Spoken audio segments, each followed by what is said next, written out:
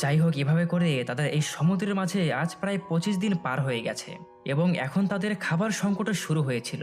নৌকার ভিতর এখন আর পর্যাপ্ত পরিমাণ খাবার নেই। এর মাঝে আবার তাদের রেডিওটিও খারাপ হয়ে গেছে। তাহলে এখন এই বিশাল সমুদ্রের মাঝে সার্ভাইভ করতে হলে তাদের অন্য কোনো ব্যবস্থা করতে হবে।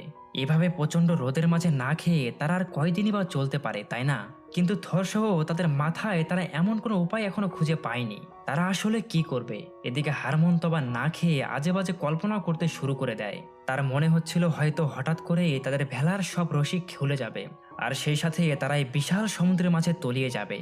আমরা এখানে বুঝতেই পারছিলাম কয়েকদিন না খেয়ে থাকলে এমনটা হওয়া একজন মানুষের জন্য স্বাভাবিক। তবে তাহলে কি তাদের জীবন এখানেই শেষ হয়ে যাবে? তারা কি শেষ পর্যন্ত হার স্বীকার করে নিল? চলুন দেখা যাক শেষ পর্যন্ত তাদের সাথে কি হয়। এরপর রাত হয়ে পরদিন সকাল হয়ে যায়। ভিডিওর প্রথম দিকে বলা সেই একনোগ্রাফারের কথা তো আমাদের মনেই আছে। লোকটির নাম ছিল স্যাম। স্যাম এখানে ছোট্ট একটি লাইভ বোট নিয়ে তাদের ভেলা থেকে খানিকটা দূরে যায়, যেন এক ফ্রেমে তাদের সবার ছবি সে তুলতে পারে। কিন্তু এর মাঝে আমরা দেখতে পাচ্ছিলাম তার লাইভ বোটের দিকে একটি হাঙর ধীরে ধীরে এগিয়ে আসছিল। তবে এদিকে ভেলা থেকে থর আগেই হাঙরটিকে দেখতে পারে এবং তাড়াতাড়ি করে সবাই মিলে লাইভ বোটের দড়ি ধরে টেনে তাকে আবারও ভেলায় তুলে নিয়ে আসে। এভাবে স্যাম তার জীবন বাঁচাতে পারল। এরপর আরও কয়েকদিন পার হয়ে যায় এবং একদিন সকালে আমরা সেই পাখিটিকে দেখতে পাচ্ছিলাম, যে উড়ে ভেলা থেকে সমুদ্রের অনেকটাই ভেতরে চলে গিয়েছিল। এই সুযোগে সমুদ্রে থাকা হাঙর হঠাৎ করে পাখিটির উপর ঝাঁপিয়ে পড়ে এবং নিমিষেই পাখিটিকে খেয়ে ফেলে। ভেলা থেকে পাখির মালিক, যার নাম চার্লি ছিল, সে অসহায়ের মতো শুধু দেখতেই থাকে। কিন্তু চার্লির পাখিটি তার এতটাই প্রিয় ছিল যেন সে তাকে কোনোভাবেই ভুলতে পারছিল না। এজন্য রাগের মাথায় চার্লি ভেলার উপর থেকে সেই হাঙরের লেজকে শক্ত করে ধরে ফেলে এবং টান দিয়ে ভেলার উপরে নিয়ে আসে। উপরে এসে তার ধারালো অস্ত্র দিয়ে হাঙরের পেট কেটে সে তার পাখিকে বের করার চেষ্টা করছিল। কিন্তু চার্লি হয়তো জানতো না এটা তার বোকামি ছাড়া আর কিছুই না।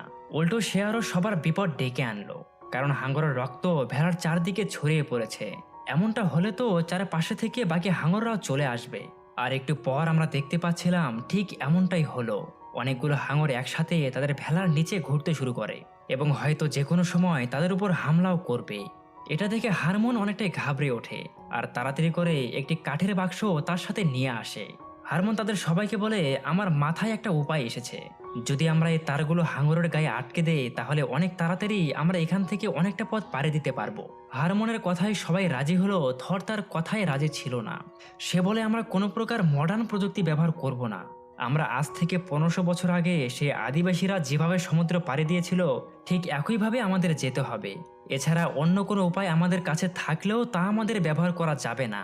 একথা বলে থর হারমোনের থেকে তারগুলো নিয়ে পানির